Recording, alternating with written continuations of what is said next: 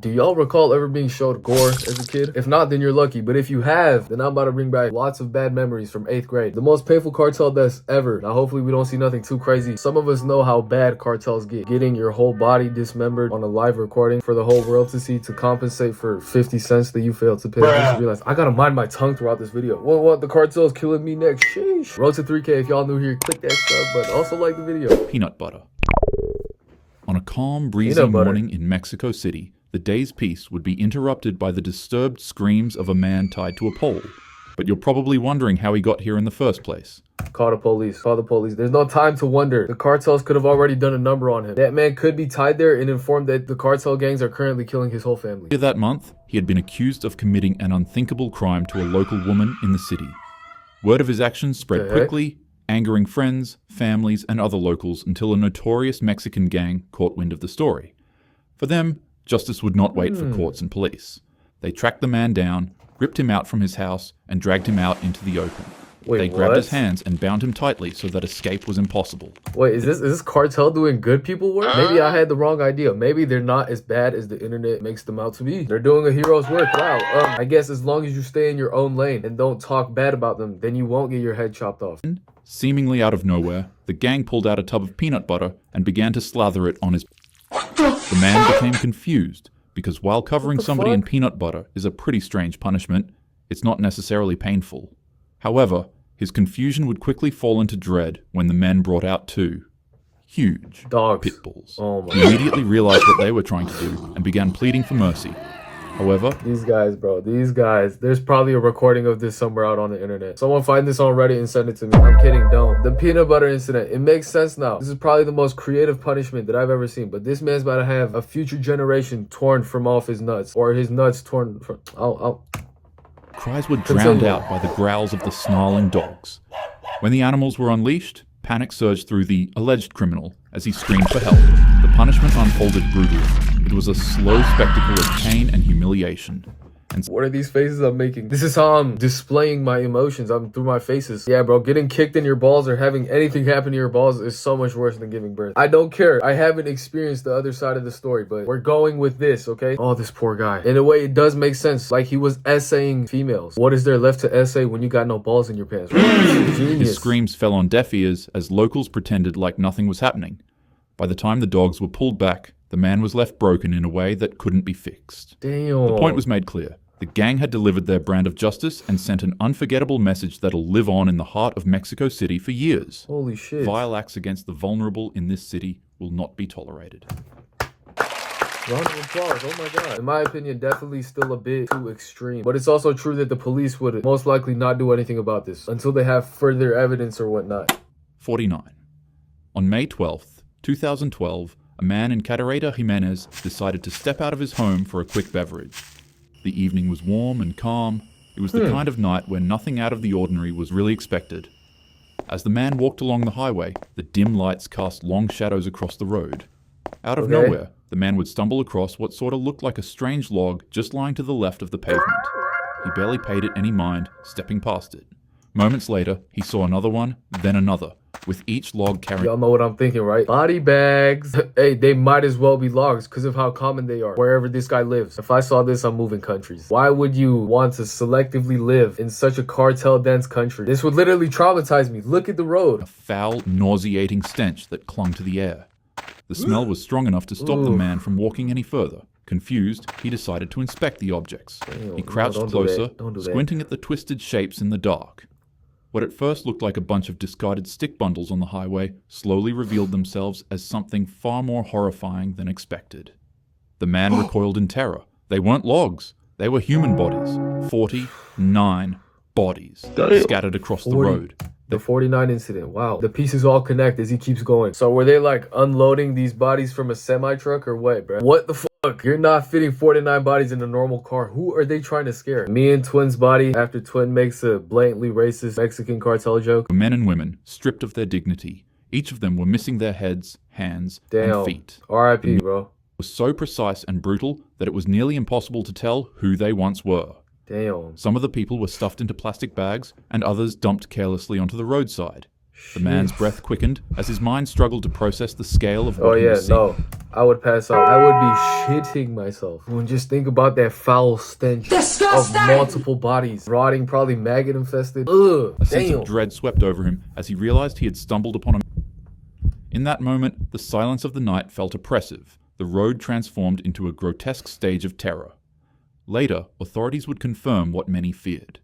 This was the work of Los Zetas, one of Mexico's most violent cartels. You already know when it's bad when it starts with something like that. Los, El, Pas, Mas, Was. There I go. I'm kidding, cartels. Please don't kill me. These videos get no views anyway, but for all I know, shit, there could be cartel members that go to my school. Play safe, an dude. ongoing war for control of smuggling routes into the United States. By dawn, the site was swarmed with police and soldiers with their flashlights cutting through the dark as they documented the carnage. Damn. Officials were able to arrest the perpetrator of the tragedy, Daniel Jesus Elizondo Ramirez, more formally known as El Loco. This is just one of many atrocities that happen in Mexico because of wars like these. And if there's one thing that's true about these conflicts, it's that the innocents will always be the ones who have to pay. May their souls rest in peace. Talk to him, narrator. Talk to him. He just dropped the gem, guys. Truly, R.I.P. The Ghost Rider incident. The CJNG is one of the most powerful and dangerous cartels in Mexican history. The United Cartels is a coalition that was formed in opposition to their control. And on a sweltering afternoon deep in cartel territory, a notorious man known as the Ghost Rider, in allegiance with the United Cartels, would find himself in the grip of one of Mexico's most feared criminal organizations. You see, Ghost Rider got his peculiar name from his horrific reputation. He was known for setting his victims ablaze and leaving them out in the open to be discovered. However, Are you serious now that right he was now, bro? captured and surrounded by the CJNG, his fate became sealed long before cameras even started rolling. This cartel was not content with simply eliminating a rival. They wanted to carve a message into the eyes of each and every one of their enemies. And in their eyes, Ghost Rider's nickname provided the perfect stage for humiliation. The camera steadied on him as members of the cartel mocked the moniker he had carried. And then with a calm and chilling demeanor, they doused his face in accelerant and struck a flame. What followed was a spectacle designed not just to eliminate, but to terrify. The man's face ignited in an instant. Flames began dancing across his skin, consuming the man's head until it became unrecognizable. Mind you guys, there is actual videos of this, so be thankful they were looking at a drawing. I can't imagine how bad this looked in real life. The audacity to name this motherfucker Ghost Rider. Like, really, bro, really? Was not, I thought it, I can't even talk anymore. Was dismembering body parts not enough? We've resorted to setting people on fire. For what? To send a message out, bro. No one wants to fuck with y'all. I guarantee you, gang. So please stop. Stop this reign of terror. While this poor guy's dying, they're just sitting there recording like, El Mencho not gonna wanna fuck with us, yeah. Like, yeah, Bobby, go get the fire extinguisher, Papi, before he starts setting the products on fire. Bound and helpless, his muffled cries pierced the silence as the cartel stood by, watching. The man could no longer see, and his head now They're resembled ruthless. nothing but a skull. But horrifically enough, he Damn. was still screaming. This terrible Oh, sight, shit. paired with his nickname that once gave him power in the criminal underworld, had been twisted into a cruel, barbaric joke. The man had literally become the Ghost Rider, just in a very wicked sense. The video of the savagery spread across the dark corners of the internet. Of where course there's CJNG videos. often showcased their brutality, and for those who stumbled upon the footage, the sight was unforgettable. A man was transformed into a symbol of suffering and humiliation, and that symbol would unfortunately outlast his legacy. Damn. I hope I seriously never come across these clips, because you know how it gets with the human mind, bro. Curiosity gets the best of us. Like, do I want to watch it? Do I want to traumatize myself for the rest of the week? No, but I have to watch it. God, I hate that, bro. R.I.P. to that man and prayers to his families. These guys are fucking hyenas. That man could have had a wife and kids, bro. They're gonna see all of that go down. Ball incident. Panic surged through the city incident. as word spread of the grisly Oh discovery. shit, boys, we're at nightmare fuel. So this is as bad as it's gonna get? I'm intrigued. Panic surged through the city as word spread of the grisly discovery made inside of the bag. In Los Mochis, police chased down reports of red-stained sacks dumped all over the town. Each one revealed another part of a human body, like some sort of sick, twisted treasure hunt. Inside one Leave it to the cartels to make a scavenger hunt for the police out of dismembered body parts. They truly have no chill. Zero chill. was a torso, in another bag were severed limbs. But the true horror that shocked the city came from a janitor cleaning the front of a city hall. While doing his job, he stumbled across a sports bag, but when he went to pick it no. up, a soccer ball bounced out of it. As it rolled over, the ball revealed that it was stitched with human skin. A man's face was pulled tight over the leather with its lips sewn shut. What the fuck? That's it. We're clicking off this video. This video is making my stomach twist and growl and whatnot. I don't even know what the fuck I'm saying anymore. This is gross. Not to mention also very traumatizing. This janitor is about to have a heart attack. Oh my gosh. I mean, what the fuck, bro? They're getting techie with this shit. They done stretched the guy's face skin out over a soccer ball, bro. Oh my god. Note beside it read, "Happy New Year, because this will be your last."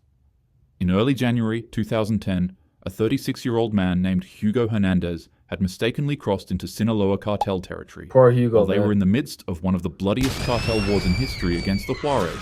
They immediately abducted the man, tied him to a chair, brought out a chainsaw, and well, the rest was history. This is just one of the hundreds of thousands of civilian... What did bro even do? What did he do? I changed my mind again about you cartels. Y'all were doing God's work in the beginning, but now this is not God's work whatsoever. Casualties in this non-stop war. The violence is so bad that reporters and journalists stopped reporting on it because they too were brutally... Can't even do your job as a news reporter no more, man.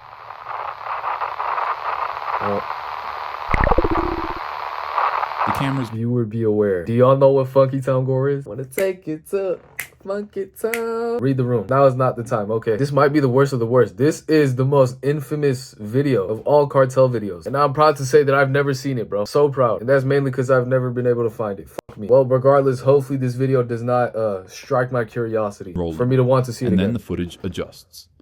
The scene is set on a man bound with his hands and legs tied by extension cords. As the camera focuses more, it becomes clear that the man is most certainly not alive. God. His face is missing, and so are his hands and eyes. However, in sheer impossibility, the man begins moving violently. The camera slightly pans over to the side, and there it becomes apparent that these cartel members hooked the man up to a substance to pump his adrenaline and keep him wide awake and aware. Because of this... I remember something about that. Yeah, if you're watching it, like, how the hell is this guy not dead yet? How is he not bled out? Because they're pumping him with some sort of chemical. Bro, this is worse than the devil. What are they doing? What did that poor man do, bro? If he's the ops, just shoot him or something. Think about his family, bro. Think about his kids. Like, at this point, y'all are just messing with them for the love of the game. Like, possible for the man to pass out. And that's when it starts. The cartel members pull out a knife and stick a metal pole in the man's mouth in an effort to silence him. What happens next is simply just too horrific to mention on YouTube, so out of respect for this man's life and to protect your mental security, I'll skip over it. What a good guy. All you need to know is that they began playing a game with the man's throat while pumping him with substances to keep him alive. The best thing I can compare this to is if you were to undergo surgery and one of the operating doctors forgot to give you anesthesia, which, by the way, is just a medical treatment that typically makes you unconscious and unaware during painful surgeries. God damn. Normally in a case like this, you'd shoot up in extreme pain, but since you're restrained, the agony would just cause you to pass out on the operating table. Now imagine if the doctors were also injecting you with some type of liquid that prevented you from passing out and kept you wide awake, to watch what they were doing to your body in complete horror. That's pretty much what happened. Yo, narrator, shut the fuck up, bro. Shut up. I'm on the verge of throwing up my own stomach right now. And these assholes right here with the bird-like mustaches on their faces. How do you desensitize yourself to this extent? To be able to do this to another man's body is absolutely fucking... It's heinous. What? Like, how, bro? Genuinely. Some of us can't even watch the videos, but these guys are committing the acts that are in the videos. The men were done. The video would finally end. But shortly afterward, another video in the same room would surface. In it, you can see the same men playing soccer with the victim's head, kicking it back and forth to each other in efforts to catch it. What makes this incident as horrific as it is isn't the sheer brutality of their actions. When the men were carrying out this atrocity, it's heavily noted that they would be talking to each other, calm and casually, as if it were another Tuesday morning at their shift. All the meanwhile, a popular 80s hit would play in the background, striking a mind-boggling contrast between their gruesome acts and the fun. That is where the name comes from. Funky Town Gore. These guys look at this like a joke. They're just casually kicking this man's head around while playing everyday music. Just another day at work to them, right? Prayers to this guy's family, bro, the victim. There's only one rightful place for these two, and it's hell, bro. An enjoyable disco song. The song is called Funky Town by Lips Incorporated, and chances are you've probably already heard this song countless times when you were young. When I was a child, this was a song they played for me at Chuck E. Cheese and at school festivals. And now, my memories of this fun and stupid disco song are tainted by the actions of the wicked. I'm saying. The warmth, security, and luxuries we have today were not built on the morals of the evil. They're built by those who dare to be inspirational instead of evil. They're built by those who sacrifice themselves to protect their country. They're built by good men and women who figured out that love is stronger than wickedness. Be a good person to the world, your neighbors, and most importantly, Yes. to yourself. Yes, And bro. as usual, don't search any of these videos up. Be safe and I'll have try a happy not day, to. lads. W's and L's at the same time, bro. Out of all those cases, let me know which one you guys thought was the most horrific. Wow, Funky Town was really like the cherry on top. Moral of the story, yeah, make smart decisions. Don't get yourself involved with cartel members, man. And with that being said, y'all have a great day, and I'll see y'all in the next video, bro. Peace out.